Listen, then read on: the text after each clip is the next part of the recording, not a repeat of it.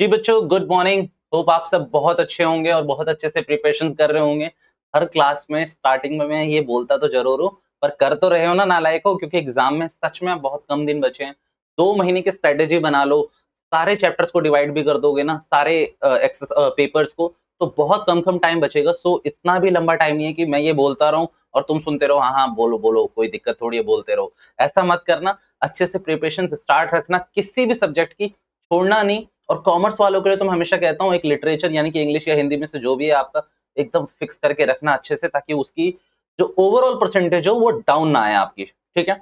आज हम lecture number 5 या 6 पे हैं। क्या फ़र्क पड़ता है नंबर से और क्या फ़र्क फ़र्क पड़ता है टाइमिंग से, ये मैं आपको अच्छे से बता चुका हूँ। हमें तो सिर्फ पढ़ना है, फास्ट ट्रैक कम रिवीजन बैच या फिर revision come fast track batch चल रहा है। मुझे आपको पढ़ाना है, आपको मालिक पढ़ना है और कुछ थोड़ी करना है हमें, ठीक है? तो आज का जो टॉपिक है वो हमारा आखिरी टॉपिक है, पार्टनरशिप अकाउंटिंग का। ठीक है? जिसका नाम है डिसोल्यूशन ऑफ पार्टनरशिप फर्म। मैंने सारी चीज़ें अटैच करके रखी हुई है। एक-एक करके शुरू करते हैं। आज की क्लास का जो मेरा मेन एजेंडा है, वो एजेंडा मेरा रुकेगा रियलाइजेशन अकाउंट पे, कि मेरा रियलाइजेशन अकाउंट पूरा हो जाए, आपको पूरा रियलाइजेशन अकाउंट बनाना आ जाए, मेरा आधा काम हो गया, फिर तो कुछ भी नहीं है। ठीक है? इस चैप्टर को स्टार्ट करने से पहले मैं बता दूं कि इस चैप्टर की नींव सिर्फ 2 अकाउंट पे टिकी हुई है। First one is realisation account, second one is bank और कैश अकाउंट। ठीक है, पहला कौन सा है? रियलाइजेशन। दूसरा क्या है? बैंक और कैश। बेटा रियलाइजेशन क्यों? क्योंकि यही आपका वाइंडिंग अप अकाउंट होता है। कैश और बैंक अकाउंट क्यों? क्योंकि ये आपका टैली होना बहुत जरूरी है। भैया डिसोल्यूशन में बैलेंस शीट नहीं बनती क्या? मैंने कहा आंसर इज नो। क्यों नहीं बनती मैं ये भी बताऊंगा आगे, क्योंकि मैं तो आपको एकदम नीचे ग्राउंड लेवल से पढ़ाना शुरू करूंगा ना, तो मैं शुरू कर रहा हूँ। ठीक है, सबसे पहले मैंने टॉपिक आपके सामने लिख दिया है, डिसोल्यूशन ऑफ पार्टनरशिप फर्म का नाम से मैंने आपके सामने ये टॉपिक को पेश करा है। ठीक है, ठीक है जी, डिसोल्यूशन ऑफ पार्टनरशिप फर्म। भैया what you mean by dissolution? आप ये डिसोल्यूशन डिसोल्यूशन कर रहे हो। हमने कई बार टीचरों के मुंह से भी सुना, जो स्कूल के टीचर होते हैं ना जिनकी तुम बातें नहीं सुनते हो, तो उन डिसोल्यूशन के बारे में हमने सुना तो है, ये क्या है? मैंने कहा सिंपल भाषा में समझाऊं तो आगे मेरे पास इसकी डेफिनेशन है, as per partnership act 1932। But अपन का जो एक रिलेशन है ना बताने का, एकदम मैं नॉर्मल भाषा में समझा देता हूँ। धंधा बंद। भैया क्या? धंधा बंद। जो आपका बिजनेस था वो बंद करो, कोई नहीं चलेगा। अब ये कोई सेल नहीं होगी, कोई परचेज नहीं होगी, कोई प्रॉफिट नहीं, कोई एक्टिविटीज नहीं। फैक्ट्री या फिर ऑफिस जो भी, उस पे लगेगा ताला। धंधा बंद करो। अच्छा, तो भैया इसमें हमें क्या करना है? मैंने कहा समझो ना, आप अगर अपना धंधा बंद करने की बात कर रहे हो, तो जो आपकी एसेट्स है, जो आपकी लायबिलिटीज है, उनको तो पे करोगे ना, एसेट्स को तो बेचोगे ना। अब मान लो आपका कोई बिजनेस था, आपके दोस्त के संग चाय का ठेला लगाते थे तुम लोग, अभी इस समय पे तो चाय ही लगाओगे, कोई बड़ा स्टार्टअप तो सोच नहीं रहे हो तुम लोग। तो चाय का ठेला है, मान लो तुम्हारे 2 दोस्तों का, ठीक है? अब मान लो कोई भी आप दोस्त हो, ए और बी, और आपका एक चाय का ठेला है। आज के टाइम पे आप बन गए बेटा एक बहुत बड़े प्रोफेशनल, और आप इस बिज़नेस को बंद करना चाहते हो। आप दोनों दोस्त एक बहुत बड़े प्रोफेशनल बन गए और आप इस बिज़नेस को बंद करना चाहते हो। तो बेटा आप एक चीज़ कहोगे ना कि या तो इस धंधे को पूरा-पूरा बंद करो या किसी और को सेल कर दो। सेल आपके बस में नहीं है। वो आप आगे जब जाकर एक अकाउंटिंग प्रोफेशनल्स की तैयारी कर रहे होंगे तो वो सेल वाला पार्ट भी आएगा। अभी के लिए तो धंधा बंद, खत्म। धंधा बंद मीन्स बंद। पार्टनरशिप था दोनों के बीच में। अब आप क्या कहोगे कि देखिए जो हमारी कार्ट है, यानी कि जो भी हमारा शॉप है, जो भी है, इसको बेच देते हैं। और देख बगल वाले बंदे से हमने 10,000 रुपए उधार ले रखे थे, उसको इससे पे कर देते हैं। मीन्स जो टेक्निकली करोगे ना वही आपको अकाउंटिंग में करना है यहाँ पर। आप प्रैक्टिकली क्या करोगे? भाई उस जो जितना भी वहां पर रिसोर्सेज है, यानी कि बर्तन है, आपके कुछ ग्लासेस हैं, कुछ आपके जो भी आपका इक्विपमेंट है वहां पर, आप उसको बेचोगे। ठीक है? अगर किसी से आपने उधार ले रखा है तो उस उधार को उसको पे कर दोगे और अपना काम खत्म करोगे, खत्म हो जाएगा आपका। उसी चीज की अकाउंटिंग हमें यहाँ मोटा-मोटी तौर पे सीखनी है। मैंने जो भी आपको बताया वो एक ब्रीफ इंट्रोडक्शन दे दिया कि डिसोल्यूशन है क्या। बंदों को पूरा रियलाइजेशन अकाउंट बनाना आता है, बैंक अकाउंट बनाना आता है, हर चीज आती है। डिसोल्यूशन के बारे में 2 लाइन पूछ लो। सिंपल भाषा पता होना बहुत जरूरी है जनाब। मैं आपको सिंपल एक लैंग्वेज कहता हूँ। एक ही चीज सीखी है मैंने अभी तक अपनी लाइफ में, कि आप ना कल को क्लाइंट हमें जो पैसा देगा, हम अकाउंटिंग करने का पैसा लेंगे ना, हम किसी फर्म में किसी भी चीज में काम करेंगे, हम अकाउंटिंग प्रोफेशनल बनेंगे, तो बेटा कोई भी हमसे डेफिनेशन नहीं पूछेगा। क्लाइंट आया सामने से, हाँ भाई डेफिनेशन बता dissolution of partnership. No, no, वो कोई बुक लेके नहीं आने वाला कि ये देख मैं डीके लाया हूँ, मैं टीएस ग्रेवाल लाया हूँ, मैं जेके भारद्वाज लाया हूँ, मैं ये बुक लाया हूँ, वो बुक लाया हूँ। कोई बुक नहीं लाने वाले वो, कोई बुक नहीं लाने वाले। वो लाएंगे आपके सामने एक प्रैक्टिकल केस स्टडी कि ये चल रहा है हमारे बिजनेस में, आप क्या करोगे आप बताओ। तो एज अ अकाउंटिंग कंसल्टेंट आप उनको रिकमेंडेशंस दोगे, आप उनको बताओगे कि ये होना चाहिए, प्रपोजल्स दोगे। तो सिंपल मानना बेटा उसी तरीके से पढ़ो, अकाउंटिंग कभी टफ नहीं लगेगी। वो जो अकाउंटिंग इज अ प्रोसेस है ना, वो प्रोसेस के संग संग प्रैक्टिकल प्रोसेस, तो उस प्रोसेस को समझो। डेफिनेशन तो वो सिर्फ मार्क्स दिलाने के काम आएगी, समझना तो आपको उसका क्रक्स है कि वो डेफिनेशन बनी क्यों, क्या उसके पीछे क्या लॉजिक था, वो समझना है आपको। ठीक है, डिसोल्यूशन का मतलब है धंधा बंद, ऑपरेशन बिजनेस का नहीं चलेगा। भैया तो ये सेक्शन 39 आपने क्यों लिखा हुआ है, क्यों लिखा हुआ है जब आप इतने जज्बाती हो रहे हो? मैंने कहा मैं जज्बाती नहीं हो रहा, मुझे ना थोड़ा सा ये भी देखना पड़ता है कि फास्ट ट्रैक बैच में कुछ पूछ ले तो मतलब पेपर में पूछ ले तो फास्ट ट्रैक बैच में मुझे आपको वो भी बताना पड़ेगा ना। तो सेक्शन 39 आपकी बात करता है डिसोल्यूशन की। भैया सेक्शन 39 किसका होगा? मैंने कहा देखो ये पूछ के तुम लोग मुझे हर्ट कर देते हो। Obviously partnership act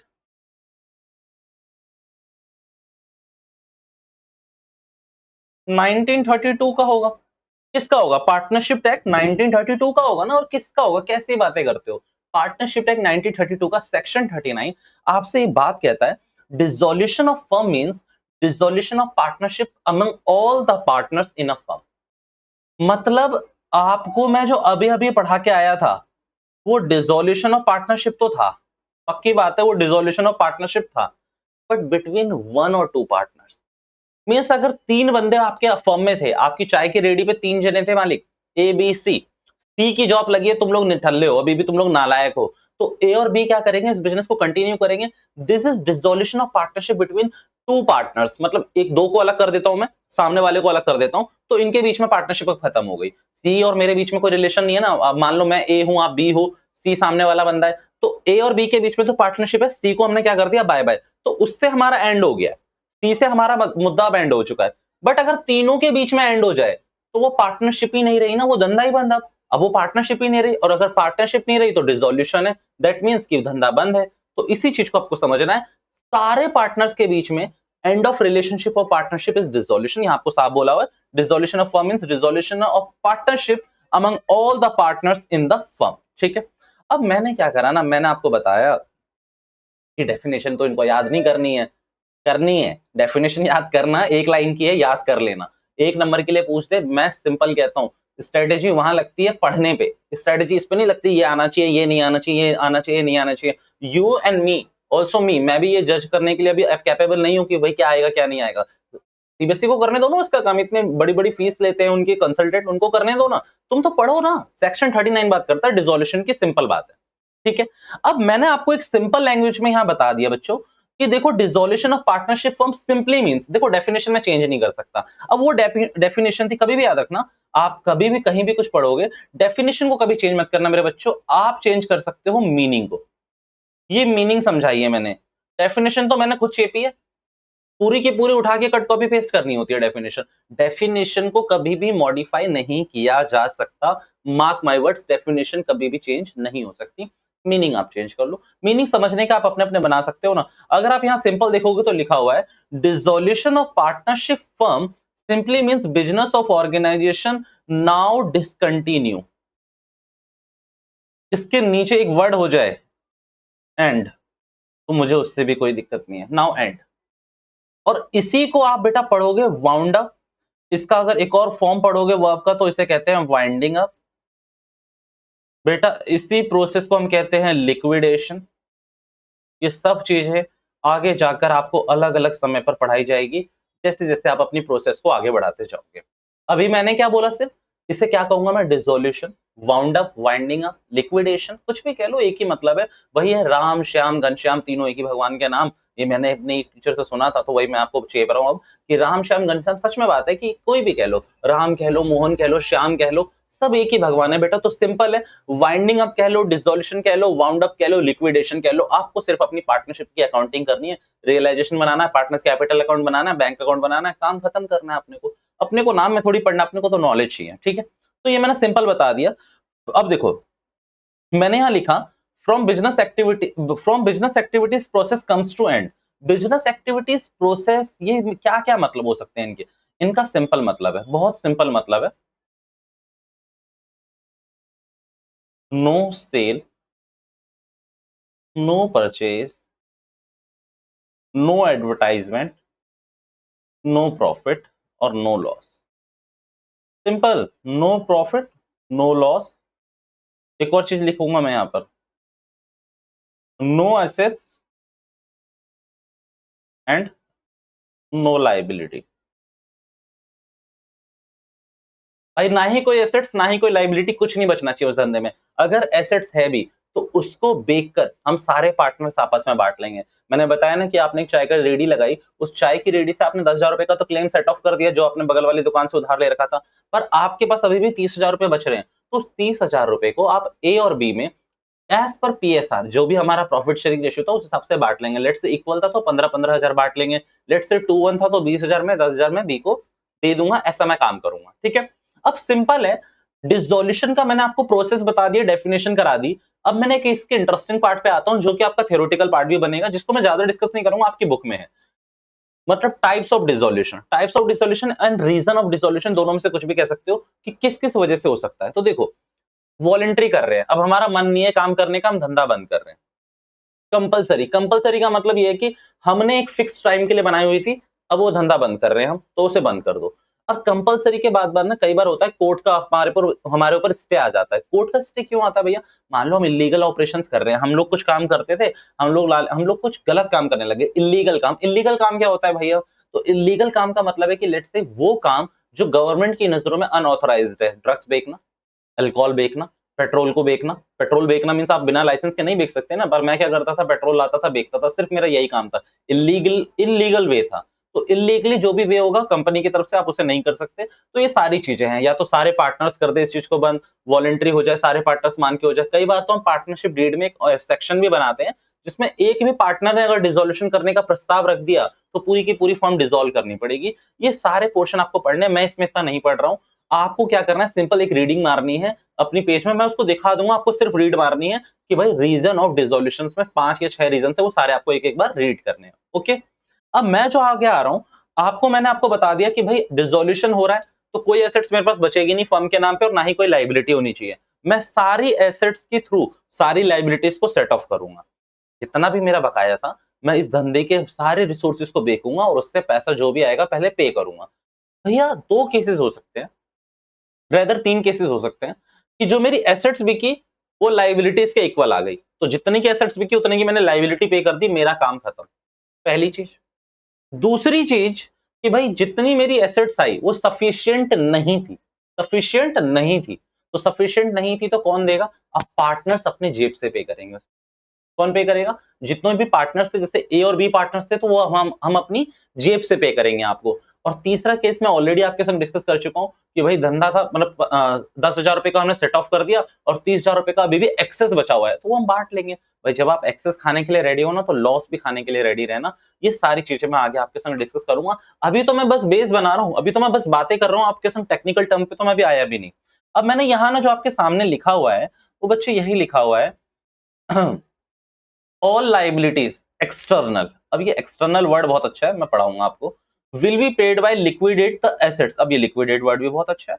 the assets of organisation. अब आपको ना मैंने यहाँ लिक्विडेट वर्ड्स के नीचे लिख के दे दिया है कि लिक्विडेट का सिंपल मतलब है बेटा sale of assets of business. Liquidation का मतलब क्या है? लिक्विडेट करने का मतलब ये है कि मान लो, देखो मान लो यहाँ पर मेरे बहुत सारे रिसोर्सेज रखे हुए हैं, फोन रखा हुआ है, लैपटॉप रखा हुआ है। लिक्विडेट का मतलब ये होता है कि इसको बेचकर मैं पैसे की फॉर्म में ले आऊं। लिक्विडेशन मतलब कन्वर्टेड इनटू कैश। तो कन्वर्ट इनटू कैश कब होगा? जब मैं इस चीज को उठाकर बेच दूंगा। सिंपल ना। मेरे पास एक लैपटॉप रखा है, कैमरा रखा हुआ है, माइक रखा हुआ है, ट्राइपॉड रखा हुआ है, इन सबको मैं लिक्विडेट करना चाहता हूं। इट सिंपली मींस कि इन सबको मैं कन्वर्ट करना चाहता हूं पैसों में। और पैसों में कन्वर्ट कब होगा? जब मैं इन्हें बेच दूंगा। मैं मान लो ये बेचने जाऊंगा पेन, तो मेरे को पैसे मिल जाएंगे, तो उसे लिक्विडेशन कहते हैं। यानी कि लिक्विडेट का मतलब है सेल ऑफ दैट एसेट्स। ठीक है, इसे लिक्विडेट कहते हैं। ये what is mean of external liability? ये तो हमने पहली बार सुना है। मैंने कहा नालायको, ऐसा हो ही नहीं सकता तुमने पहली बार सुना हो। तुमने सुना हुआ है, तुमने सुना हुआ है, तुमने सुना हुआ है। देखो मैं आपको अकाउंटिंग इक्वेशन में लेके जाता हूँ। वहां ना आप एक चीज लिखते थे मालिक, assets is equals to liabilities plus capital. Sir accounting equation तो हमारे 12th में नहीं है। मैंने कहा कैसी बात कर रहे हो तुम लोग? 11th में तुम लोग आगे कैसे बढ़ गए? आपने 11th में पक्का पढ़ा होगा accounting equation. Don't blame anyone, आपने पढ़ा होगा, ऐसा हो ही नहीं सकता कि आपने ना पढ़ा हो। तो आपने अकाउंटिंग इक्वेशन में क्या पढ़ा था? Assets is equals to liabilities plus capital. And नालायक, कोई जनरल रूल है? कोई अकाउंटिंग इक्वेशन का रूल थोड़ी है, तो बैलेंस शीट का भी रूल है ना कि आप एक साइड एसेट्स लिखते हो, दूसरी साइड लायबिलिटीज, और फिर कैपिटल लिखते हो, दोनों का इक्वल आना चाहिए। ठीक है, यही करते हो ना? शक होने लगा है मुझे तुम पर, पक्की बात? चलो कोई बात नहीं, रोना नहीं कि आता नहीं है, रो मत। अब इधर देखो, कोई बात नहीं, रोते नहीं है। अकाउंटिंग क्वेश्चन की वीडियो बनी थी बहुत साल पहले, वो जाके देख लेना। ठीक है, अब सिंपल बात छोड़ो। आपका ये सिंपल रूल है, assets is equals to liabilities plus capital. मानते हैं इस बात को? ये मानते हैं, आगे बताओ। तो मैंने कहा जब आप इस बात को मान रहे हो, जब आप इस बात को मान रहे हो, तो लायबिलिटीज की जाती कैपिटल क्यों लिखते हो? क्योंकि कैपिटल तो हमारे मालिक ने लगाया है ना, जो मालिक था, जो हमारा प्रोप्राइटर था, उसने लगाया है। तो बस अब दिक्कत क्या है बेटा? तो जब मालिक को तुम इतनी प्रेफरेंस दे रहे हो कि उसके पैसे को तुम कैपिटल कह रहे हो, तो उसी को तो कहते हैं हम इंटरनल लायबिलिटी। ये क्या है? इंटरनल लायबिलिटी, अपने ही बंदे का पैसा है, माँ बाप का पैसा नहीं मतलब बोल रहा मैं। प्रोप्राइटर यानी कि ओनर ने जो पैसा बिजनेस के अंदर लगाया है, उसे कहा जाता है इंटरनल लायबिलिटी। और जो पैसा बाहर से उठाया गया है, जो पैसा क्रेडिटर से उठाया गया है, बाकी के जितने भी आउटस्टैंडिंग पैसे हैं, वो सारे आते हैं एक्सटर्नल लायबिलिटी में। अब रियलाइजेशन अकाउंट जो मैं बनाना शुरू करूंगा अभी नीचे, मैं सबसे पहले बात करूंगा एक्सटर्नल लायबिलिटी की। इंटरनल लायबिलिटी से मुझे कोई लेना देना नहीं है, खत्म कहानी। तो इसे एक्सटर्नल लायबिलिटी और लिक्विडेट का मतलब से याद रखना कि लिक्विडेट का मतलब क्या होता है। लिक्विडेट का सिंपल मतलब है कि इस चीज को मुझे कैश में कन्वर्ट करना है, तो शक्ल बूम बूम बूम की पेंसिल से नहीं होगा, इसको मुझे सेल करना पड़ेगा और सेल करके ही ये कैश में कन्वर्ट होगी। निकालो अपने जेब से अपना फोन और अपना उसे लिक्विडेट करके देखो, तो लिक्विडेट कब होगा? जब तुम उसे उठाकर कैशिफाई में बेचोगे। अदरवाइज कैसे लिक्विडेट हो सकता है? नहीं हो सकता ना। तो लिक्विडेट तभी होगा जब आप उसे सेल कर दोगे। तो लिक्विडेट और एक्सटर्नल का मैंने मतलब बता दिया। और आपको मैं यहाँ पर एक वर्ड पढ़ा के लाता हूँ बेटा, लिक्विडेशन। भैया अभी तो ऊपर बताया था ना, this is winding up, this is dissolution. बेटा लिक्विडेशन प्रोसेस की बात कर रहा हूँ। यहाँ पर लिक्विडेशन प्रोसेस का मेरे पास जो मतलब है वो ये है, धंधा बंद हो रहा है, अब लिक्विडेट करो। लिक्विडेट का मतलब सारी एसेट्स को बेचो। रेडी वाला एग्जांपल, ए बी चाय का ठेला, सारी एसेट्स को बेचो, सारी लाइबिलिटीज को सेट ऑफ करो। पैसा बच रहा है तुम लोग ले लो, पैसा नहीं बच रहा तुम लोग लेके आओ। पैसा नहीं बच रहा तो कोई बात नहीं है, बट अगर पैसा कम पड़ रहा है तो तुम लोग लेके आओ। तो ये सारी प्रोसेस को क्या कहते हैं? हम लिक्विडेशन प्रोसेस कहते हैं। इट सिंपली मीन्स, अभी तो मैंने आपकी नींव बनाई है, नींव, हाँ जी, है ना सब साथ साथ? ठीक है। अच्छा हाँ, for this purpose we appoint liquidator. अब आपके सिलेबस पे नहीं है, बट क्योंकि मैं आपको बताना चाहता था, मैंने आपको बता दिया कि लिक्विडेशन प्रोसेस के लिए हम लिक्विडेटर को अपॉइंट करते हैं। बेटा ये कौन कौन हो सकते हैं, तो मैं आपको अभी बता दूं। आपके केस में कौन होगा? ये ज्यादातर आपके केस में होगा पार्टनर, यही लिक्विडेट कर रहा होगा। ये लिक्विडेट का मतलब वही ना कि मतलब बेचेगा और उससे लायबिलिटी सेट ऑफ करेगा, जी बिल्कुल वही। बट कभी कभी ना, आपको मैं आगे की बात बताता हूँ। लिक्विडेटर ना बहुत बड़े प्रोफेशनल्स होते हैं बेटा, बहुत बड़े-बड़े प्रोफेशनल्स होते हैं जो लिक्विडेटर का काम करते हैं, लिक्विडेशन प्रोसेस को हैंडल करते हैं। एंड दे चार्ज वेरी मतलब वेरी हैंडसम अमाउंट। आपसे वो बहुत अच्छा पैसा लेते हैं। तो लिक्विडेटर मैं बताता हूँ, जैसे सीए आजकल लिक्विडेटर्स बन सकते हैं, सीएस बन सकते हैं, सीएमए बन सकते हैं, और तो और कई बार एलएलबी करा हुआ बंदा भी आपका लिक्विडेटर की पोजीशंस को करता है एक्वायर, पर उसके लिए वो फीस चार्ज करेंगे। सबके सब जितने भी प्रोफेशनल हैं, वो सारे के सारे लिक्विडेशन प्रोसेस के लिए एक फीस चार्ज करेंगे और लिक्विडेटर ऐसे अपॉइंट होता है। आगे जाके आप पढ़ोगे कि हम पार्टनर्स पे भरोसा नहीं करते, क्यों? क्योंकि पार्टनर सबसे पहले चाहेगा जो उसके रिलेटिव्स हैं। मान लो मेरा मैं हूँ, मेरे जो अगर मान लो मेरे कोई फैमिली मेंबर्स हैं और कोई ऐसे लोग हैं जिनका पैसा लगा हुआ है या फिर जो क्रेडिटर के रूप में है मेरे संग, मेरे बिजनेस में, तो मैं उनको सेट ऑफ करने की पहले कोशिश करूंगा ना। एंड दिस इज बाइसनेस, ये बाइसनेस हो जाएगी ना, तो इसीलिए अनबाइस्ड रखते हुए हम एक्सटर्नल लिक्विडेटर अपॉइंट करते हैं, जो कि कोई भी हो सकता है। This is only for knowledge purpose, आपको याद नहीं रखना, ठीक है? भैया अभी जो हमें स्क्रीन पे दिख रहा है ना, वो बहुत बुरा दिख रहा है। मैंने कहा क्यों? भैया सेक्शन पे सेक्शन, सेक्शन पे सेक्शन, अभी ये 48 दिखा रहे हो, नीचे आप स्क्रॉल कर रहे हो 49 दिख रहा है। मतलब इतने सेक्शन पे क्या दुश्मनी आ गई आपकी कि आपने अभी तक तो नहीं पढ़ा है, पर अब इतने सेक्शंस पढ़ा रहे हो एक संग। मैंने कहा देखो, गलती मेरी नहीं है, गलती बिल्कुल मेरी नहीं है बच्चों। आपसे सेक्शन ना रिज़ॉल्यूशन वाले में और कंपनीज में कुछ ज़्यादा पूछे जाते हैं। तो क्यों हम इसे मिस करें? सेक्शन तो पता होना चाहिए अपने को। तो सेक्शन 48 कुछ भी नहीं है, सेटलमेंट ऑफ अकाउंट्स का है। मीन्स इसी से आपको रियलाइजेशन अकाउंट बनाना सिखाऊँगा मैं। 49 तो कुछ भी नहीं है। 49 को मत देखो प्लीज़, मेरा मानना है 49 को ना देखें, सिर्फ 48 पे फोकस रखें। 48 में मेरे बच्चों, 48 में सेटलमेंट ऑफ अकाउंट्स का सेक्शन है। ये सिर्फ ये कहता है कि भाई सिंपल है, जो बातें तुम्हें अभी प्रकाश सर ने, प्रकाश भैया ने बताई ना, वही सेक्शन 48 में है। भैया क्या-क्या बताया आपने? मैंने कहा मैंने कहा तुम लोग होते ना भी फेस टू फेस में, तो बताता मैं तुम लोगों को कि मैंने क्या बताया। नालायक को क्या बताया? बस वो ए बी। मैं सिंपल छोटा से छोटा एग्जांपल उठाता हूँ, बड़े एग्जांपल्स तो बाद में सेट होते ही रहते हैं। तुम लोग तो खुद कंसल्टेंट बनोगे, मुझे बताओगे कि भैया आज ये कंपनी हमारे पास आई थी और ये हमारे पास ये केस स्टडी थी और हमने इसको सॉल्व करके दिखा दिया और हमने एक बहुत हैंडसम अमाउंट उनसे चार्ज किया है। टेंशन क्यों लेते हो? सिंपल एग्जांपल मैंने आपको बताया है, ए बी है। चाय की रेडी लगाते हैं। भैया चाय की रेडी सीरियस एग्जांपल है क्या? मैंने कहा हाँ, आपको प्रोसेस थोड़ी बताऊंगा मैं, एक क्वेश्चन अगर पार्टनरशिप में मैं आपको चैलेंज करता हूं, आप उसमें बिजनेस एक्टिविटीज नहीं लिखी होगी कि इनका धंधा क्या था। बेटा वो 11th में ही थे ऐसे क्वेश्चंस कि इनका धंधा क्या था, या फिर आपको सीएफएस में मिलेंगे कि फाइनेंशियल है नॉन फाइनेंशियल है, आपको इसमें कभी नहीं मिलेगा। तो सिंपल मैं कह रहा हूँ चाय की रेडी लगाते थे, और चाय का तुम छोटा ब्रांड समझ रहे हो, चायोस कितना बड़ा ब्रांड बन चुका है। चाय सुट्टा बार कितना बड़ा ब्रांड बन चुका है, तो बड़ा सोचो ना। एमबीए चाय वाला सर, ये कितने बड़े बड़े एग्जाम्पल सेट कर रखे हैं इन सब ने, तीनों बंदों ने। रिस्पेक्ट करो यार, ऐसा क्या चाय की बिजनेस की। एमबीए चाय वाले सर का इंटरव्यू सुन लोगे तो तुम्हें मारेंगे भी। वो सीधा ये कहते हैं कि जो रेडी पे काम करने वाले हैं ना, इज्जत करो, तुमसे ज्यादा कमा रहा है वो। एंड आई एग्रीड, मैं सच में एग्री करता हूँ, हमसे ज्यादा कमा रहे होते हैं। ठीक है। तो अपार्ट फ्रॉम दैट मैं अब आ रहा हूँ अपने सिलेबस में। सेटलमेंट ऑफ अकाउंट्स में भैया ने जो बताया था अभी तक, वो ये बताया कि भाई आप अपने धंधे को बंद करना चाहते हो, कोई दिक्कत नहीं है मालिक, कोई दिक्कत नहीं है, बंद कर लो। हम तो चाहते हैं बंद करो, कोई कॉम्पिटिटर भी तो आएगा फिर आपके अगेंस्ट। सिंपल है, आप धंधे को बंद कर रहे हो, धंधे को बंद करने में कोई दिक्कत नहीं है। बट आपका हक बनता है कि जिनसे आपने पैसे लिए थे, यानी कि एक्सटर्नल लाइबिलिटी थी, उनको पे करो। जितनी भी एसेट्स है उसको लिक्विडेट करो। भैया what is mean by liquidate?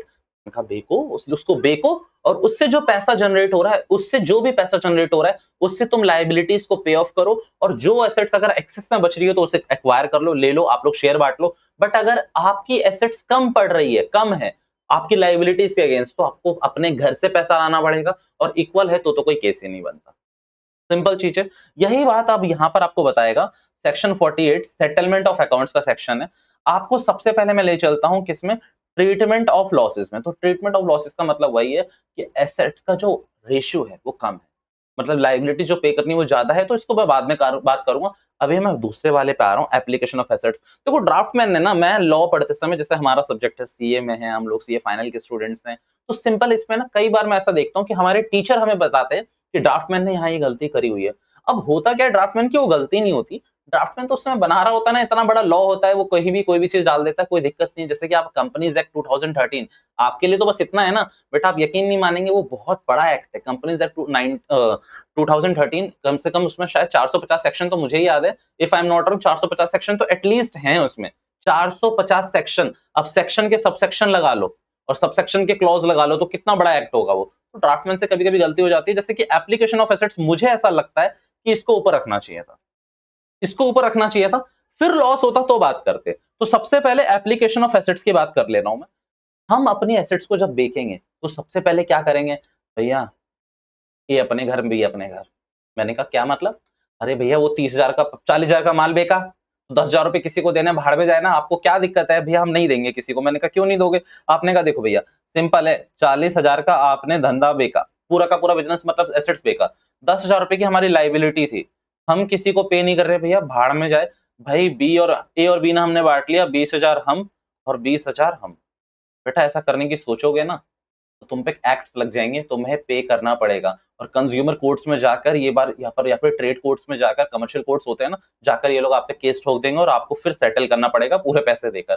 तो आप ऐसा कभी नहीं कर सकते, फ्रॉडलेंट एक्टिविटी थोड़ी सीखेंगे हम यहाँ पर, तो फ्रॉड तो कभी नहीं करना है। तो सिंपल है, सबसे पहले अगर हमने ये माल बेचा है 40,000 का, तो हम पैसे किसको दें, किसको दें? मान लो यहाँ तो एक ही बंदा है, मान लो और बंदे होते 4,000 2,000 वाले, इतने बंदे होते तो हम किसको देते? सबसे पहले हम पैसा देते एक्सटर्नल लाइबिलिटी वाले को। किसको देते? जिसकी एक्सटर्नल लाइबिलिटी है, जिससे हमारा कोई भी रिलेशन नहीं है, उसको पे करूंगा मैं। ये पक्का? मैंने कहा पक्का, जिससे मेरा कोई भी रिलेशन नहीं है, सबसे पहले मैं उसी को पे करूंगा।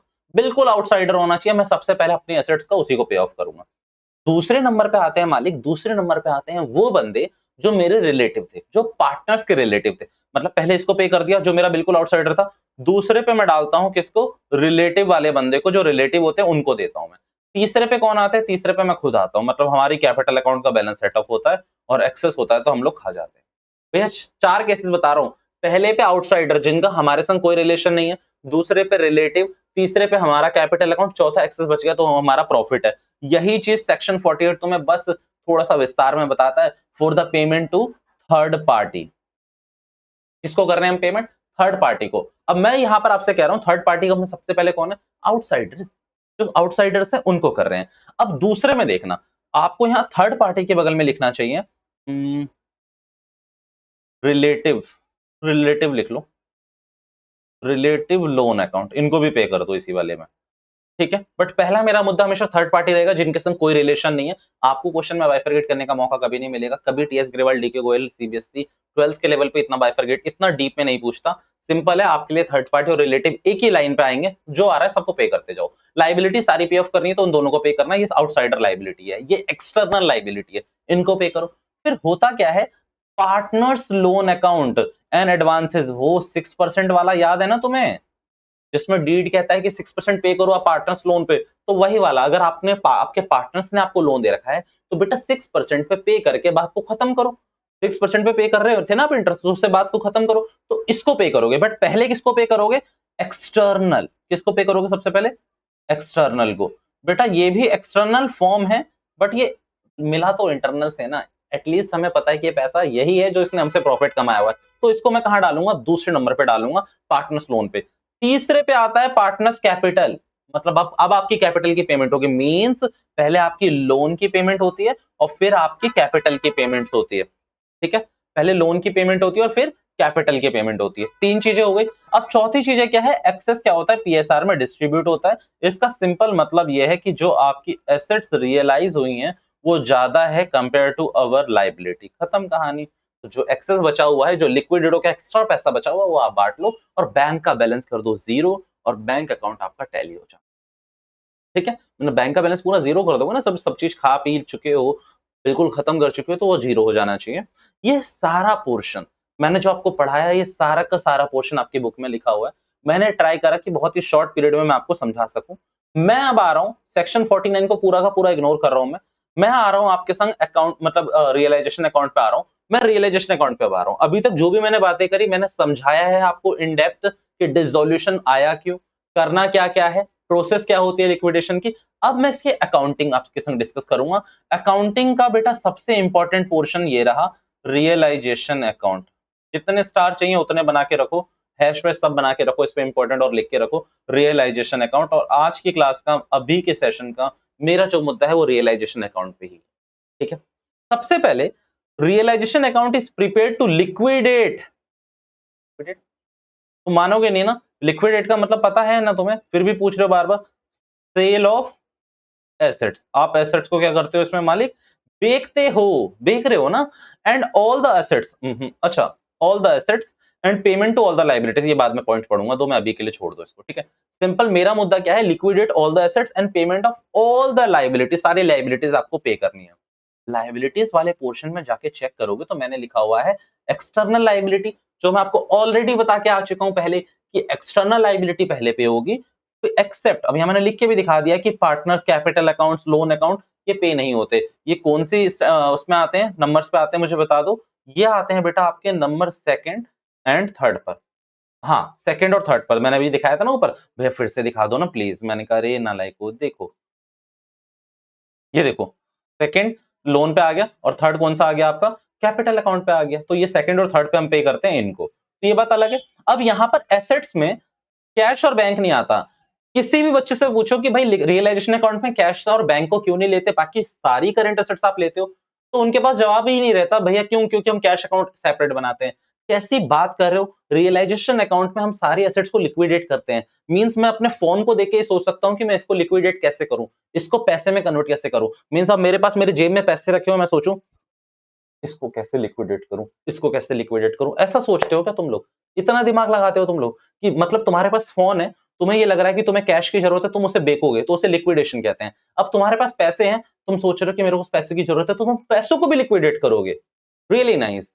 तो कभी भी याद रखना, बिकॉज कैश और जो बैंक में बैलेंस है वो लिक्विडेशन प्रोसेस उसमें ही है, फॉर्म में है। लिक्विडेट, लिक्विडेट कैश, रोकड़ा, रोकड़ा ही तो है वो। अब रोकड़े को क्या रोकड़े में वो कन्वर्ट करोगे, पैसे को किस में कन्वर्ट करोगे तुम लोग। अब ये मत बोलना फॉरेन करेंसी में कन्वर्ट करेंगे, भाई रहेगा तो वो पैसा ही ना। और लिक्विडेट तो इंडिया में, लिक्विडेशन में हमेशा बता दूं आपको, इंडिया में लिक्विडेशन हमेशा रुपीस की ज्यादा होगी।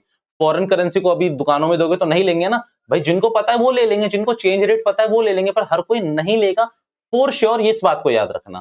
ठीक है, तो अभी मैंने आपको बता दिया कि कैश और बैंक को रियलाइजेशन में क्यों नहीं डालता मैं, पहला पॉइंट।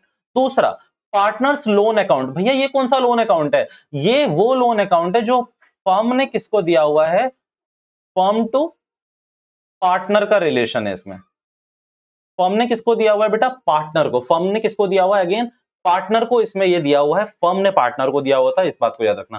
फर्म ने पार्टनर को दिया होता है, एसेट्स है हमारी। और इस वाली की जो लोन अकाउंट की बात कर रहा हूं, ये पार्टनर टू फर्म है। ये क्या है? पार्टनर टू फर्म है। ये वाला पार्टनर टू फर्म है, ये है फर्म टू पार्टनर। दो अलग अलग चीजें हैं। वो लाइबिलिटी बनेगा, ये हमारी एसेट्स बनेंगी। ये रियलाइजेशन अकाउंट की थोड़ी सी मैंने शुरू में बात करी आपके संग। अब मैं रियलाइजेशन अकाउंट पे आता हूं और ये लास्ट टॉपिक है मेरा। इसके बाद मुझे कुछ इंपॉर्टेंट पॉइंट्स लिखवाए हैं जो मैं लिखने वाला था, बट आई रियलाइज कि मैं इसे ड्यूरिंग द क्लास ही लिखूंगा, जब मैं सेशंस लूंगा तभी लिखूंगा। अब सबसे पहले रियलाइजेशन अकाउंट का एक प्रोसेस है। 1 मिनट रुकिएगा। चलिए, अब इसमें मैं ना आपसे रियलाइजेशन अकाउंट की पूरी-पूरी बात करने वाला हूँ कि व्हाट इज़ रियलाइजेशन अकाउंट, तो मैं बता ही चुका हूँ तुम्हें। रियलाइजेशन अकाउंट को बनाना कैसे है, अब उस पे आते हैं। ठीक है? थोड़ा-सा टाइम सेव करते हैं। ऑलरेडी 30 मिनट्स की मैंने लेक्चर बना दी है। फास्ट ट्रैक लेक्चर है, थोड़ा तो फास्ट चलने दो। बिल्कुल स्लो चल रहे हो, मस्त-मस्त। बोल बेटा बोल, मतलब तुम लोग भी यही चल रहे हो कि हाँ, बोलो-बोलो, कोई दिक्कत थोड़ी है ना? रियलाइजेशन अकाउंट देखो, सबसे पहले आपको पहला पॉइंट याद रखना है, आपको सारी एसेट्स यहाँ पे लानी है। भैया आप गलत बोल रहे हो। मैंने कहा क्यों, क्या गलत हो गया इसमें? भैया सारी एसेट्स नहीं आती, आपको कितनी बार बताया। मैंने कहा तो क्या नहीं आता? एक्सेप्ट कैश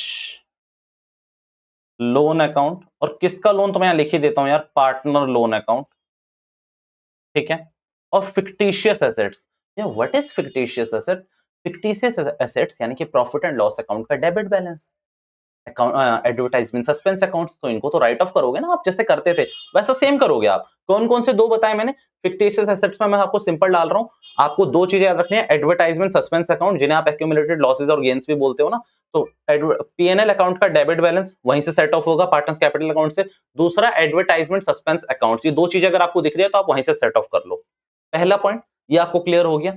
तीसरा मैं लिख ही देता हूं, फिक्टिशियस अकाउंट। ठीक है? ये आपको मैंने चार चीजें बता दी। ठीक है? ये आपकी एसेट साइड में नहीं आएंगी, ये भी मैंने बता दिया। Except by all liabilities. अब यहां पर मैं एक और चीज लिख देता हूं, except capital account, loan account. And loan किसका? पार्टनर का, जो पार्टनर से आपने लिया हुआ है, पार्टनर्स लोन अकाउंट। और तीसरा आपको एक और चीज याद रखनी है, ये ना WCR को याद रखना है आपको। WCR को, इसका ट्रीटमेंट थोड़ा सा अलग है, तो इसे मैं इंपॉर्टेंट पॉइंट्स में लूंगा। तो इसको मैं अभी के लिए छोड़ रहा हूं, WCR को, सिर्फ WCR को। बाकी सारी चीज आप वही करो, जो जितनी भी चीजें सब डालते रहो, सारी लाइबिलिटीज को इस तरफ लेके आओ। Except capital account, except partners loan account और WCR, इसका ट्रीटमेंट अलग है। अब मैं आपको बताता हूं कि आपको रिजर्व्स का क्या करना है, जो फ्री रिजर्व्स हैं। फ्री रिजर्व तो बांट लो, जनरल रिजर्व बांट दो, कोई दिक्कत नहीं है। पीएनएल अकाउंट का क्रेडिट बैलेंस है, उसको बांट दो, कोई दिक्कत नहीं है उसमें। अब यहाँ पर आता है कि यहाँ पर जितनी भी एसेट्स आपने डाली है, लेट्स से आपने डेटर्स डाले हैं, लेट्स से आपने इन्वेस्टमेंट डाली हुई है, तो डेटर्स के अगेंस्ट एक रिजर्व बनता है, प्रोविजन फॉर डाउटफुल डेट या फिर प्रोविजन फॉर बैड डेट्स बनता है। तो इसको आपको कहाँ डालना है बेटा? इसको आपको यहाँ डाल देना, ये पे नहीं होंगे। लेट्स से यहाँ पर क्या है, आपने डेटर्स डाले और यहाँ पर क्या आ गया आपका, क्या कहते हैं वो, डेटर्स, और यहाँ पर आ गया प्रोविजन फॉर बैड डेट्स, तो इसको यहीं पड़े रहने तो कोई जरूरत नहीं है उसके ट्रीटमेंट की। इधर डेटर, इधर प्रोविजन फॉर बैड डेट्स या फिर डाउटफुल डेट्स। अब इधर इन्वेस्टमेंट आ गई। आप सोचोगे आईएफआर को भैया भैया ने क्या बताया था, बांट देंगे। नहीं, अब नहीं बांटेंगे। आईएफआर को नहीं बांटेंगे, ये भी पॉइंट्स में लिखवाऊंगा मैं। आईएफआर को आप सीधा इन्वेस्टमेंट इधर लिखो, आईएफआर इधर लिखो। आईएफआर को कुछ नहीं करना है, इन्वेस्टमेंट अगर रियलाइज होनी होगी हो जाएगी, खत्म कहानी। सिर्फ डब्ल्यूसीआर को और जनरल रिजर्व को आप बांट सकते हो। डब्ल्यूसीआर पे तो अभी मेरे को नोट भी लिखाना है, उसकी मैं बात बाद में करूंगा। पहले मैं इस अकाउंट को एक बार इन डेप्थ एनालाइज कर लूं, फिर एक एक पॉइंट लिखवाऊंगा और एक एक पॉइंट्स पे आपको क्वेश्चंस भी करवाने वाला हूं। टेंशन बिल्कुल नहीं लेनी है। अब यहां पर आपने ये देखा कि बैंक करनी है लिक्विडेशन, लाइबिलिटी सेट ऑफ। आपको एक बात बता देता हूं, आपको क्वेश्चन बताएगा कि यहां पर जितनी भी आपकी लाइबिलिटीज हैं वो किस तरीके से पे हो रही है। क्रेडिटर्स हैं, इतने में पे हो रहे हैं, इतने में सेटल्ड हो रहे हैं, ऐसा क्वेश्चन आपको लैंग्वेज में बताएगा कि 30,000 के क्रेडिटर्स थे, बीइंग सेट ऑफ इन 29,000 या फिर 31,000। आपको कंफ्लिक्ट नहीं करना है, टू बैंक के नाम से यहां पर पेमेंट डाल देनी कि भाई इतने से सेट ऑफ करा है। ठीक है? यहां पर टू पार्टनर्स लोन और पार्टनर्स वाइफ लोन, ये ज्यादा आता है आपके उसमें, एज वाइफ लोन अकाउंट। तो यहां पर आपको कुछ नहीं लिखना, सिंपल, आपको तो के लिए तो आउटसाइडर है, तो एज वाइफ लोन 1 लाख रुपए का पे करना है, पे कर दो। आपको मैं एक सिंपल बताता हूं लाइबिलिटीज के लिए, पॉइंट ये भी आएगा, आपको लिखवाऊंगा। अगर किसी लाइबिलिटी की पेमेंट नहीं हो रही है और यहां पर वो लिखी हुई है, आपको क्वेश्चन उसमें कोई वो नहीं बता रहा है, आपको पे करना है अनटिल मेंशन्ड अदरवाइज। भाई सिंपल है, अगर आपको अनलेस मेंशन्ड अदरवाइज अगर मेंशन नहीं है कुछ मेंशन्ड है तो उस पे चलना है, मेंशन नहीं है तो पूरी पूरी पेमेंट आपको करनी है। ये चीज आपको इसमें याद रखनी है, ठीक है। आपका ये पहला कॉन्सेप्ट हो गया इसमें, पे करनी है पहली चीज। दूसरी चीज कि आपकी जितनी भी एसेट्स हैं वो रियलाइज नहीं होगी। अगर क्वेश्चन कह रहा है रियलाइज हो रही है तो ही करना है, अदरवाइज नहीं करनी। क्योंकि आपको मैं बता देता हूं कि आपकी मान लो शॉप पे कुछ चीजें ऐसी रखी हुई हैं जो बिकी नहीं रही हैं, जो सिर्फ पड़ी हुई हैं आपके पास फॉर नो रीजन, तो उसको आप लिक्विडेट नहीं कर पा रहे हो। तो अगर क्वेश्चन एसेट्स के बारे में कह रहा है बिक रही हैं तो ही बिकेंगी, अदरवाइज मान लो कि उसकी रियलाइजेबल वैल्यू जीरो है। क्या है रियलाइजेबल वैल्यू? जीरो। आपने फ्री में देना पड़ा, लैपटॉप था कोई खरीद नहीं रहा था, आपने फ्री में दे दिया किसी को, तो उसकी जीरो है। बट लाइबिलिटीज के केस में आपको पे करना। ये दो पॉइंट्स मेरे इनिशियली होंगे जो मैं इनिशियली लिखवाऊंगा, फिर डब्ल्यूसी और आईएफआर की बात करेंगे और जर्नलिज्म की, अभी इसको छोड़ो, ठीक है। अब यहां पर ये दूसरी क्या है? Unrecorded liability. भैया हुआ क्या, कई ऐसी लाइबिलिटीज होती हैं छोटी मोटी, जैसे मैं आपको छोटी एग्जांपल पे बताता हूं कि आपका ना एक बहुत बड़ा ऑफिस था, ठीक है। आपको ये पता ही नहीं चला कि आपका ना चाय का बिल आपके पूरे ऑफिस का 10,000 रुपए पेंडिंग पड़ा हुआ है, और आपने रिकॉर्ड भी नहीं करा था बिकॉज पैटी कैश एक्सपेंस है तो अभी रिकॉर्ड नहीं हुआ था। बट लिक्विडेशन के टाइम पे वो बंदा भी आ गया। एक छोटा सा एग्जांपल से समझा रहा हूं मैं आपको कि अनरिकॉर्डेड कैसे रह सकता है। आप कहोगे ना कि भैया अनरिकॉर्डेड रह कैसे गया, रह कैसे सकता unrecorded, this is conflict of interest, कि नहीं रह सकता। तो मैं उस मुद्दे को शांत करने के लिए बता रहा हूँ कि 10,000 रुपए का चाय का बिल आ गया हमारे पास। अब चाय के रेडी पे नहीं हूं मैं, चाय के बड़े ऑफिस में हूँ, चाय का बिल आ रहा है मेरे पास। तो मैंने क्या करना है, टू बैंक यहाँ 10,000 रुपए डाल देना है अनरिकॉर्डेड लाइबिलिटी के नाम से। भाई मुझे पता नहीं था बट पे करनी पड़ेगी मुझे, सिंपल कहानी। आपको यहां पर मैं ले आता हूं पार्टनर्स कैपिटल अकाउंट। अब ये क्या है, ये दोनों चीजें मैं एक संग लाऊंगा, पहले ये दोनों चीजें एक संग करूंगा मैं, दोनों रिलेटेड है। Hash star, hash star. पहले मैं इन दो पे आ जाता हूं। तो जितनी भी एसेट्स बिक रही हैं, जितनी भी एसेट्स बिक रही हैं उसे रियलाइज कर लो, बिक रही हैं रियलाइज कर लो। अब जैसे यहां पर अनरिकॉर्डेड लाइबिलिटी है, यहां पर अनरिकॉर्डेड एसेट्स है। भैया अनरिकॉर्डेड एसेट्स कैसे हो सकती है? अब मैंने मान लो कि मैंने ना फ्लोरिंग पे मैट बिछाया हुआ था, मैंने फ्लोर पे एक बड़े ऑफिस में मैट बिछाया था, मैं प्रैक्टिकल बात कर रहा हूं मालिक आपसे। फ्लोर पे मैंने मैट बिछाया हुआ था जिसकी कीमत थी 1,00,000 रुपए, चलो 20,000 रुपए, छोटा करता हूँ 20,000 रुपए। आपने सोचा इसको क्या करना है यार, यू मतलब इसको क्या डालना, बट आप जब उसे बेचने पे आए तो वो 15,000 का बिक रहा है या 5,000 का बिक रहा है, तो आप उसे बैंक के नाम से अनरियलाइज्ड एसेट्स के नाम से यहाँ पर बेचते हुए दिखाओगे। सिंपल कहानी है आपकी रियलाइजेशन अकाउंट की। आपकी ये दो बातें हो गई हैं। अब मैं आ रहा हूँ कि यहाँ पार्टनर कैपिटल अकाउंट क्यों लिखा हुआ है जबकि आपने मना किया था। बेटा यहाँ पर आप अगर वर्ड पढ़ोगे ना तो वर्ड भी बहुत हैवी लिखा हुआ है, एनी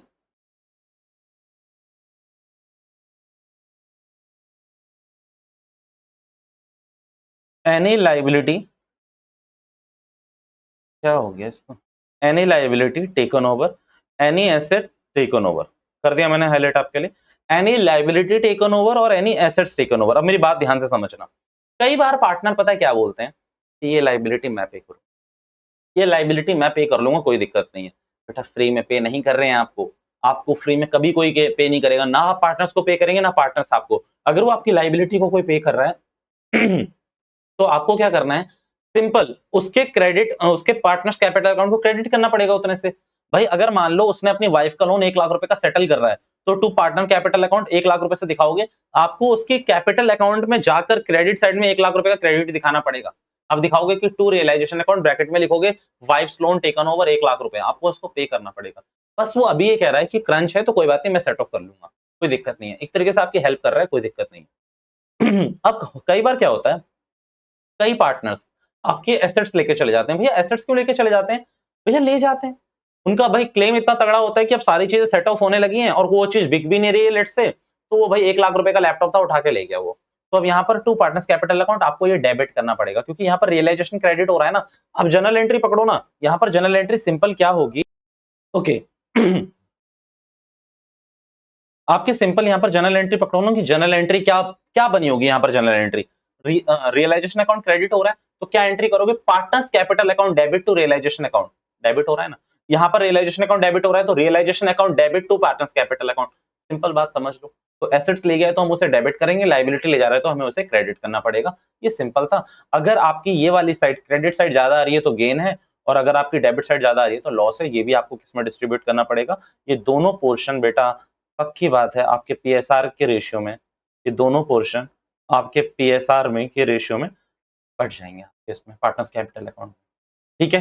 मैं अभी कोई कंटिन्यू नहीं कर रहा हूँ पार्टनर्स कैपिटल अकाउंट की, उसके लिए मैं अलग सेशन सोच रहा हूँ, ना ही मैं बैंक अकाउंट की बात कर रहा हूँ। मैं सिर्फ बात कर रहा हूँ, मेरा सिर्फ मुद्दा है realisation account, realisation account and realisation account.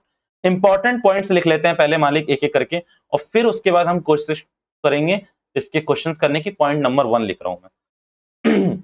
ये पार्टनर्स पार्टनर्स के लोन नहीं लिख रहा मैं, वो सब तो आपको पता ही है।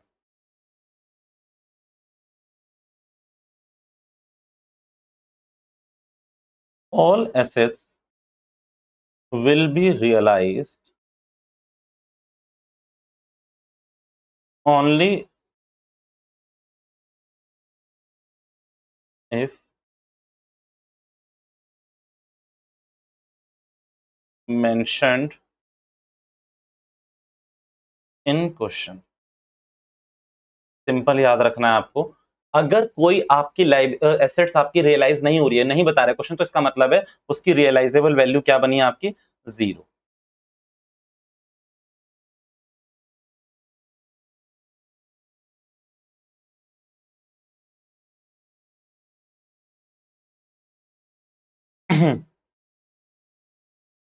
If question is,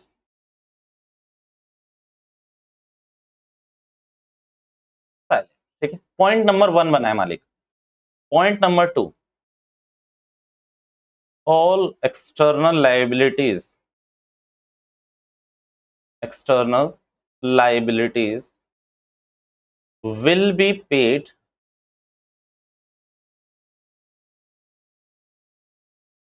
either mentioned, अगर मेंशन है तो पे करोगे ही करोगे, और नॉट, खत्म कहानी।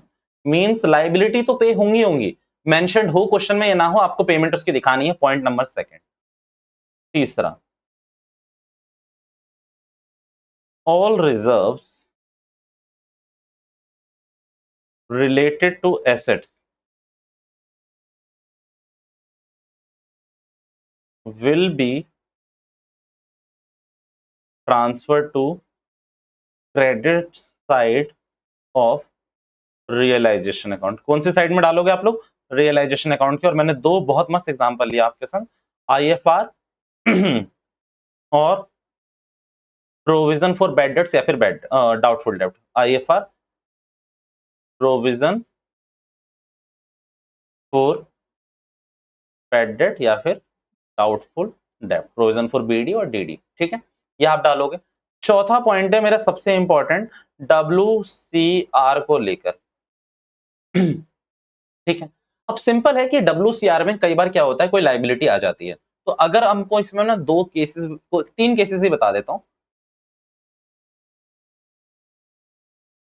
क्लेम क्या है इसमें, नील, कोई क्लेम नहीं है।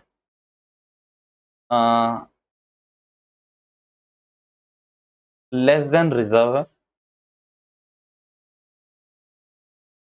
और तीसरा केस मैं बनाऊंगा मोर देन रिजर्व।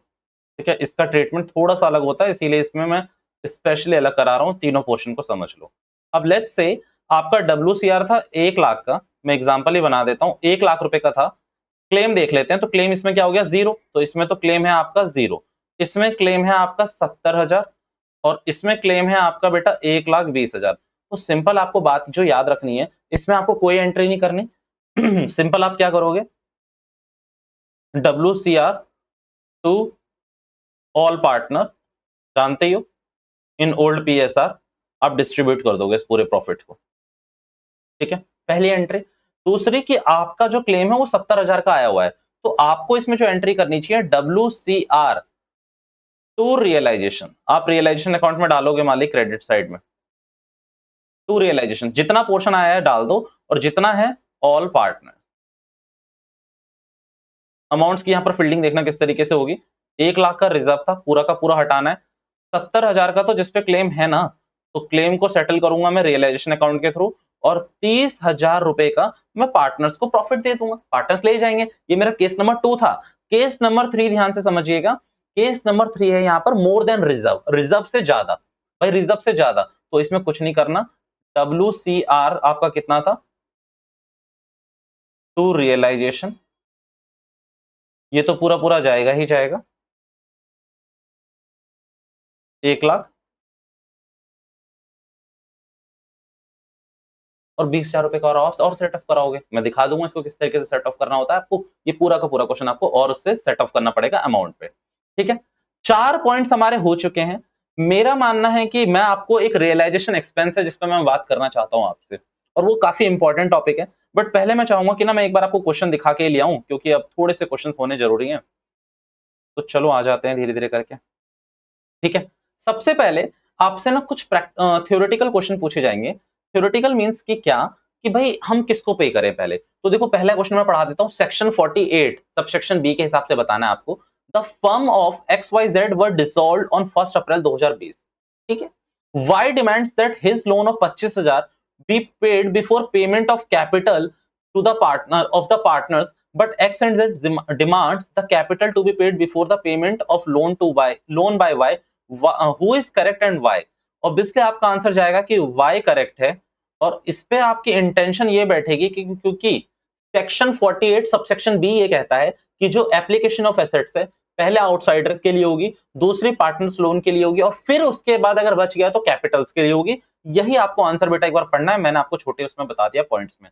दूसरा, all partner decided to dissolve the firm, भाई सारे पार्टनर डिसॉल्व कर रहे हैं, कर दो फर्म, अच्छी बात है। ठीक है, why is the partner demands that his loan of ₹80,000 B paid before the payment of loan by Mrs x of ₹20,000। ध्यान से पढ़ना, क्वेश्चन को दोबारा से पढ़ा रहा हूं। देखो भाई लोन था किसका यहां पर, वाई का लोन था। ठीक है, वाई का लोन था, और वो कह रहा था कि मुझे एक्स की वाइफ से भी पहले चाहिए, तो गलत है। एप्लीकेशन ऑफ एसेट्स में पहले आउटसाइडर को या फिर रिलेटिव्स को दिया गया है, कोई फर्क नहीं पड़ता, रिलेटिव है हमारे लिए आउटसाइडर है। फिर उसका दूसरा नंबर आपका है। देखो अब यहां पर एक्स की कंटेंशंस करेक्ट दे रखी है, क्योंकि पहले उसकी वाइफ का लोन सेटल्ड होगा, तब उसके बाद पार्टनर्स का लोन होना चाहिए। ठीक है, ऐसे कुछ क्वेश्चन है, फर्म डेट्स, प्राइवेट डेट्स आप खुद पढ़ना। आपको मैं यहां पर ले आया हूं रियलाइजेशन अकाउंट्स के कुछ क्वेश्चंस कराने में। याद रखना जर्नल एंट्री का कॉन्सेप्ट स्ट्रॉन्ग रखना अपना, क्योंकि जर्नल एंट्रीज बहुत पूछी जाती है और बच्चे को उसी में वो कर देते हैं, अपनी हालत खराब कर लेते हैं। चलिए एक इसका देख लेते हैं, क्या कहते हैं, इलिस्ट्रेशन 4 है, इसी की देख लो। Shiv Mohan were partners sharing profit and losses in the ratio, किस रेशियो में कर रहे हैं बेटा, 3:2 में शेयर कर रहे हैं, अच्छी बात है। गिव जर्नल एंट्रीज, आपको जर्नल एंट्री देनी है। WCR in the balance sheet 75,000 है, दैट मीन जीरो क्लेम है, कोई क्लेम नहीं है अभी, तो 75,000 को बांट दो। WCR आपने यहाँ बांटा, देखो आंसर देखो, तो शिव टू मोहन किस रेशियो में बांटा होगा, मेरे ख्याल से तो 3:2 के रेशियो में बांटा है, देखो 3:2 का रेशियो है। ठीक है, दूसरा case, workman compensation reserve was ₹60,000 and liability it was 35,000। तो कोई बात नहीं, 35 तो आप कहां डाल दो, रियलाइजेशन में, और बाकी का कितना बचा, 65 में से 60 में से 35 माइनस करेंगे 25, 25,000 हमने ओल्ड पार्टनर्स को दे दिया, किस रेशियो में, 3:2 के रेशियो में, वही कर रहे हो। दूसरा, लाइबिलिटी थी 60,000 की, रिजर्व थी 60,000 की, लाइबिलिटी 75,000। आ जाओ आ जाओ आ जाओ। तो सबसे पहले ये क्या कर रहे हैं केस सी में, अच्छा ये पेमेंट की भी एंट्री दिखा दी कि पेमेंट करी हुई है हमने उसकी। ठीक है, पेमेंट की एंट्री मैंने आपको बताना वो कर दिया। पेमेंट मींस कि देखो 75,000 रुपए हमें पे करने हैं, तो 75,000 रुपए पे कर दो, खत्म कहानी। उस वाले केस में देखो, चौथे वाले में कितने की लाइबिलिटी थी, 75,000 की, बट रिजर्व कितने का है, सिर्फ 60 का, तो पूरा 60 का 60 कहां डाल दो, रियलाइजेशन में। पार्टनर्स को कुछ मिलेगा नहीं, पार्टनर से कुछ मांगोगे नहीं, बट आप रियलाइजेशन से कितना पे कर दोगे, पूरा का पूरा 75,000 रुपए। यही मैं आपको ट्रीटमेंट बता रहा था। मींस आपने क्रेडिट साइड तो कितना डाला है, 60, पेमेंट कितने की कर रहे हो, 75 की, हो सकता है सेटलमेंट ज्यादा हो, क्या दिक्कत है। ओके, अगला केस आते हैं, 60,000 रुपए है और 60,000 रुपए की है, ठीक है, तो रियलाइजेशन में पूरा 60,000 रुपए डाल दो। Workman compensation was nil and liability 15,000 थी, तो रियलाइजेशन टू बैंक सीधा एंट्री होगी आपकी लास्ट वाली की, रियलाइजेशन टू बैंक 15,000 15,000, और इस वाले में देख लो 60,000 था, 60,000 डाला और 60,000 ही पे कर दिया। ये आपके केसेस थे WCR के, पॉइंट नंबर 3 या 4 था, हमने कर लिया उसको। ठीक है, आपको मैं क्वेश्चंस करा रहा हूँ, थोड़ा सा फास्ट चलना ही है बेटा। आपको ना यहाँ मैं जनरल एंट्री बता देता हूँ, और इस क्वेश्चन को मैं अगली क्लास में डिस्कस करूंगा, ऐसे क्वेश्चन। भैया ये क्या क्वेश्चन है बेटा, जिसमें ना अब ना रियलाइजेशन पे जो सबसे मेन कॉन्सेप्ट है, वो रियलाइजेशन तो है ही है, बट रियलाइजेशन में तुम्हें ऐसे फंसाएंगे कि भाई इस एसेट्स की आधी वैल्यू किसी पार्टनर ने 20% कम में ले ली, उसकी 25% वैल्यू हमने 10% ज्यादा में दे दी। तो ये रेशियो का जो एनालिटिक्स है वो एकदम क्लियर होना चाहिए। अगर रेशियो का एनालिटिक्स क्लियर हुआ, रियलाइजेशन का प्रॉफिट गलत, रियलाइजेशन का प्रॉफिट और लॉस या गेन गलत हुआ, तो पूरा पार्टनर्स कैपिटल अकाउंट गलत, पार्टनर्स कैपिटल अकाउंट गलत, तो लोन अकाउंट पूरा बैंक अकाउंट गलत बनेगा, कभी टैली नहीं करेगा, आंसर 0। ये बात याद रखना, तो इसीलिए इसको अच्छे से करना, क्योंकि इसमें डिलीटेड पोर्शन अभी तक कुछ भी अनाउंस नहीं हुआ है और ना ही होगा। ठीक है, ओके। अब देखो डेटर्स कितने के थे, 264 के, प्रोविजन फॉर डाउटफुल डेट कितने थे, 24,000 के, 48,000 of the book debts proved bad. अब कितने के बैड डेट्स हो गए आपके, बैड कितने के हो गए, 48,000 के। देखो सबसे पहली बात ये देखो कि आपको डेबिट साइड कितना डालना है, 264। आप रियलाइजेशन बना रहे हो, मान लो 264 आपको डालना है debit side.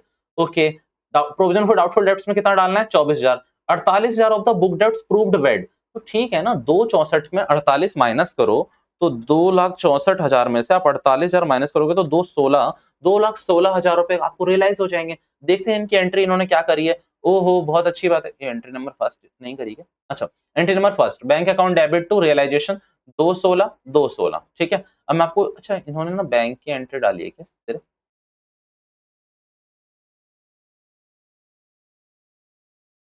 Vast money for the dissolution of the firm, Mohan and so on after various assets other than cash and also liability has been transferred to। ठीक है बेटा, ये अभी डायरेक्ट उसकी एंट्री करी हुई है। डेटर रियलाइज की आपने पूरी पूरी एंट्री करके नहीं दिखाई हुई कि आपने ट्रांसफर कैसे करा। ट्रांसफर एंट्री नहीं डाली हुई इन्होंने, सीधा कैश रियलाइज की एंट्री करी हुई है इस वाले की। अदरवाइज तो मैं एंट्री ये भी कर सकता था ना, debtor account debit to realisation, sorry realisation account debit to debtor, पहली एंट्री करता, फिर दूसरी करता कि provision for doubtful debts account debit to realisation credit करके दिखाता। अगर मैं 2 ट्रांसफर एंट्री मारता तो ऐसे करता, बट कोई बात नहीं, इन्होंने डायरेक्ट कैश पेमेंट दिखाई, हमने कैश पेमेंट कर ली। ठीक है, कैश की एंट्रीज पूछी गई है, वही सारी कर रहे हैं हम लोग। रियलाइजेशन की एंट्री में दिखा देता हूँ। रियलाइजेशन एक्सपेंस की बात करनी है, अभी होल्ड पे रखना है इसको, ये एक इंपॉर्टेंट टॉपिक है इसीलिए बस रोक के चल रहा हूँ। अभी रियलाइजेशन तो मैं करा रहा हूँ मैं धीरे धीरे। ठीक है ठीक है, ये क्वेश्चन अभी करने आऊंगा मैं, टेंशन मत लो, इसी क्वेश्चन पे आऊंगा मैं। पहले ना मैं आपको आगे चल के एक और चीज दिखा देता हूँ। ओके, एक ना आप क्वेश्चन मुझसे पूछ सकते हो कि भैया गुडविल का क्या करना है। एक मिनट, चलो चलो चलो।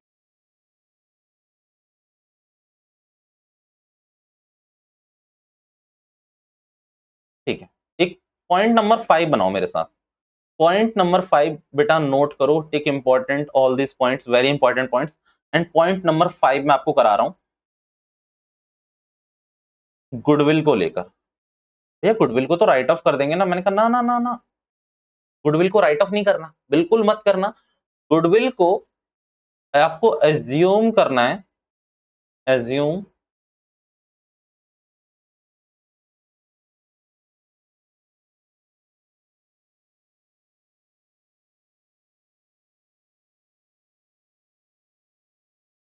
Consider as a normal asset, जैसे आप करते हो ट्रीटमेंट नॉर्मल एसेट,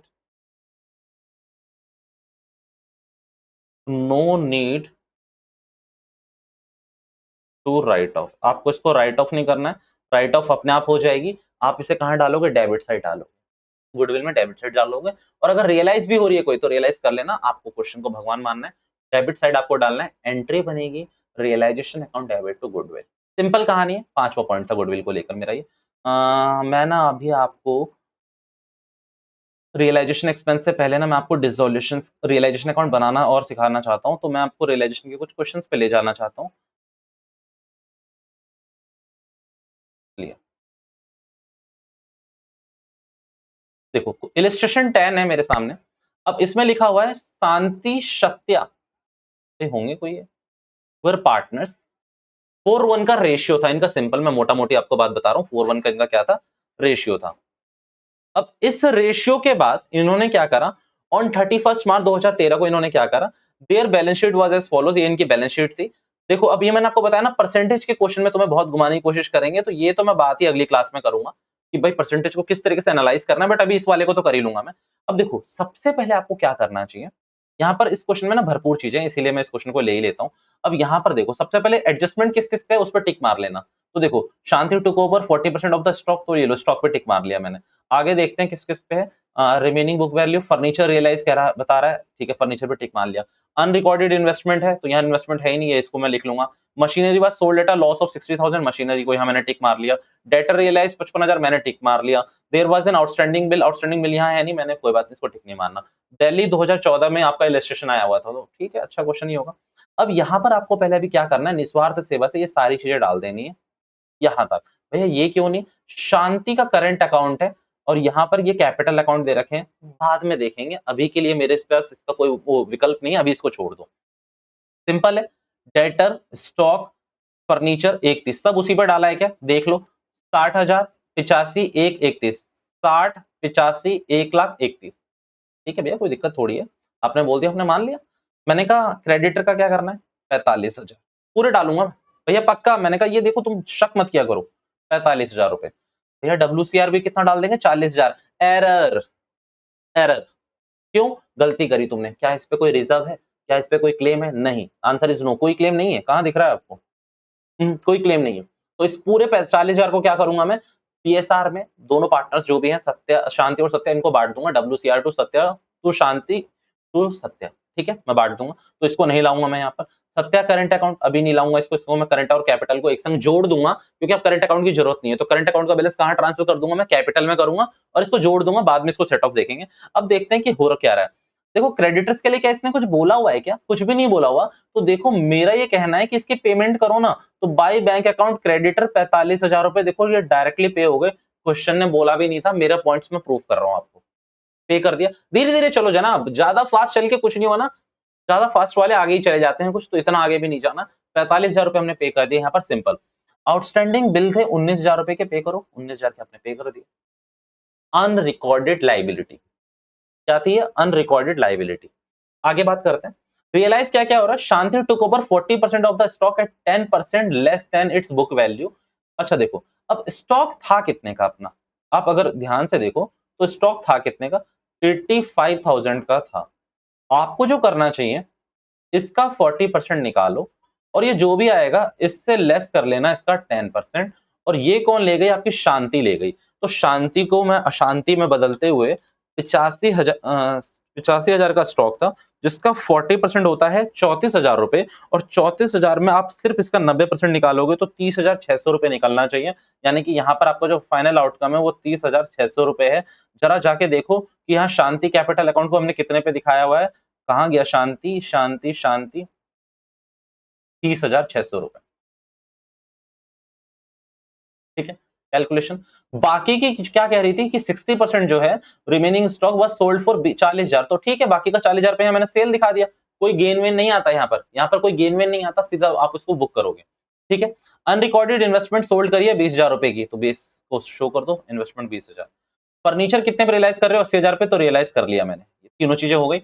मशीनरी को सोल्ड करा है एट अ लॉस ऑफ 60,000, तो कितने की वैल्यू थी, 130 की। अब 130 की वैल्यू थी, आप इससे 60,000 रुपए माइनस करोगे तो ऑब्वियसली 70,000 रुपए मिलेंगे आपको। क्या यहाँ 70,000 दिखा रखा है, हाँ जी 70,000 दिखा है। डेटर्स कितने के बोले हुए हैं, डेटर्स 55,000 के बोले हुए हैं, ये देख लीजिए क्या डेटर्स सच में 55,000 के हैं, हाँ जी बोले। भैया डेटर्स के बारे में कुछ नहीं बोला होता तो बेटा मैं कुछ नहीं करता ना, डेटर्स के बारे में कुछ नहीं बोला होता तो मैं उससे पंगे थोड़ी लेता, मैं कुछ भी नहीं करता। अब सिंपल है, यहाँ सारी चीजें ट्रांसफर हो चुकी है। अब मैं क्या करूंगा, यहाँ पर देखूंगा कौन सी साइड ज्यादा है, बट इसकी डेबिट साइड ज्यादा आ रही है, तो यहाँ पर लॉस आ गया, और लॉस बटा होगा बेटा किस रेशियो में, 3:2 के फेवर में।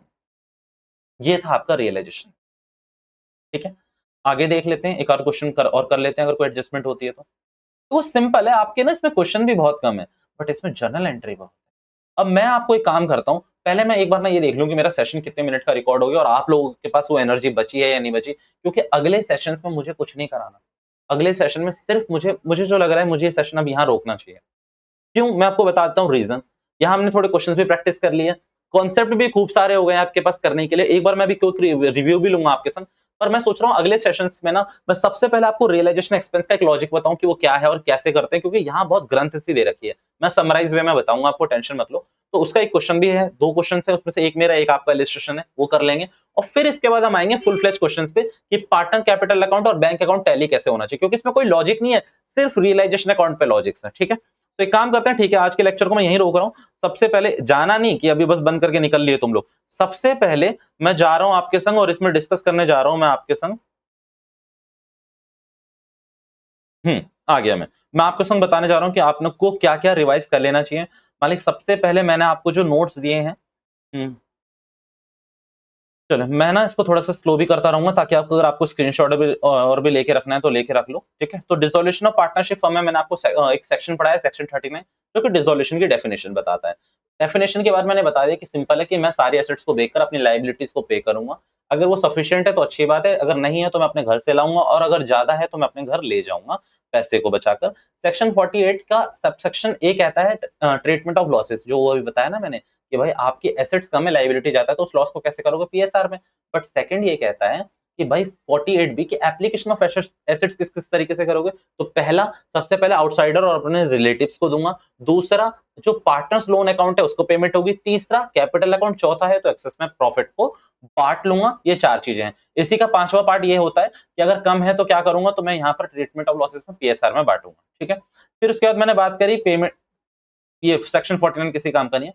फिर मैंने करी रियलाइजेशन अकाउंट की बात, तो रियलाइजेशन अकाउंट में मैंने 4 बहुत इंपॉर्टेंट पॉइंट लिखवाए हैं कि भाई सारी एसेट्स को आप रियलाइज नहीं कर सकते। अगर क्वेश्चन मेंशन नहीं कर रहा तो उसकी रियलाइजेबल वैल्यू 0 है। अगर मेंशन कर रहा है तो ठीक है करो, बट लायबिलिटीज के केस में ऐसा नहीं है, लायबिलिटीज सारी की सारी पेड ऑफ होगी। अगर क्वेश्चन मेंशन कर रहा है तो अच्छी बात है, नहीं कर रहा तो आप अपने मन से मेंशन करके उसे पे करोगे। लेट्स से क्रेडिटर 50,000 के क्रेडिट साइड थे, कोई उसकी एडजस्टमेंट नहीं बता रहा कि आपको पूरे 50,000 पे कर रहे हैं, ना ज्यादा ना कम, पूरे के पूरे पे कर रहे हैं।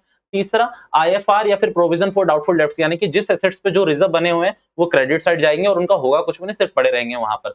गुडविल अकाउंट को आप बिल्कुल ऐसे ही ट्रीट करोगे जैसे एक नॉर्मल एसेट्स है, अगर वो रियलाइज हो रही है तो हो रही है, अदरवाइज रियलाइजेबल वैल्यू 0 है।